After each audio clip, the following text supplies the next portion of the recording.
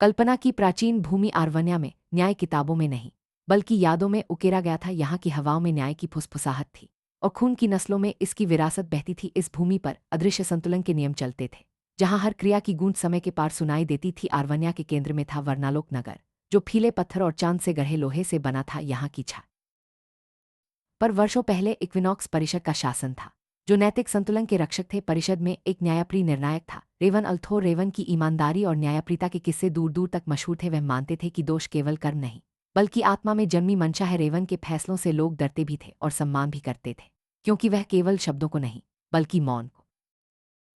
परिस्थितियां तब बदल गईं जब मुर्वेत होलो की भूली बिसरी भूमि से अंधकार उठ खड़ा हुआ। राख का घूंघट नामक एक गुप्त गिरोह ने न्याय को शक्ति के अधीन करने की साजिश रची। उनके रहस्यमयी नेता मालिक धूर का मानना था कि न्याय केवल ताकतवर का होना चाहिए और कमजोरों की आवाज दबा देनी चाहिए। छल और भ्रम के जादू से मालिक ने परिषद का पतन करवा दिया।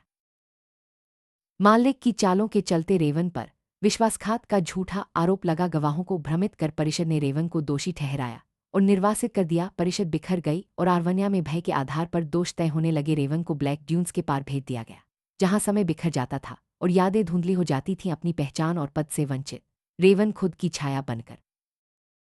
निर्वासन में रेवन की मुलाकात एलायरा वेनशेड से हुई, जो प्राचीन शत्रुन से बंधी एक रहस्यमयी साधिका थी। एलायरा ने बताया कि आर्वन्या स्वयं भी झूठे फैसलों से पीड़ित है। उसने एथर्न का तराजू नामक एक पौराणिक वस्तु का उल्लेख किया, जो पूर्ण सत्य उजागर कर सकती थी और समस्त पापों का अंतिम न्याय कर सकती थी। एलायरा से प्रेरित होकर रेवन ने न्याय की पुनः स्थापना का प्रण लिया, लेकिन प्रतिशोध से नहीं, संतुलन से। वर्षों तक रेवन ने भूले बिसरे अनुशासनों में साधना की, हवा, पत्थर और खुद के भीतर दोष की गूंज को सुनना सीखा। उनका सबसे बड़ा संघर्ष था अपनी असफलता को माफ करना।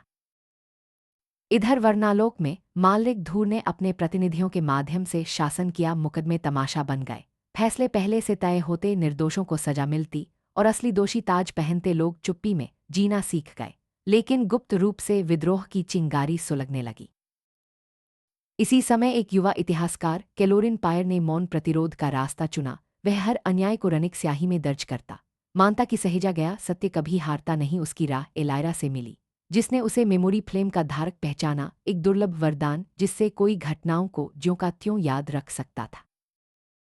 एलायरा के मार्गदर्शन में कैलोरिन ब्लैक ड्यून्स पार कर रेवन से मिला। यह मुलाकात नायक और अनुयायी की नहीं बल्कि टूटे हुए लोगों की थी, जो प्रायश्चित की तलाश में थे। दोनों ने मिलकर न्याय की पुनर्स्थापना का संकल्प लिया, खून बहाए बिना, केवल सत्य उजागर कर। आर्वन्या की यात्रा में दोनों ने देखा कि झूठे फैसलों से भूमि कैसे बिगड़ गई थी। भविष्यवाणी के लिए बच्चों को कैद, भूले कानूनों पर बुजुर्गों को मृत्युदंड और डर से बनते शहर। हर अन्याय ने उनके संकल्प को मजबूत किया, लेकिन रेवन के मन पर बोझ भी बढ़ता गया। यात्रा उन्हें विस्पर्स का तहखाना तक ले गई, जहां एथर्न का तराजू छुपा था। ये तहखाना शक्ति नहीं बल्कि ईमानदारी की परीक्षा लेता था। रेवन को अपने पुराने फैसलों को दोबारा जीना पड़ा, जहां निश्चितता के पीछे कभी कभी अहंकार छुपा था।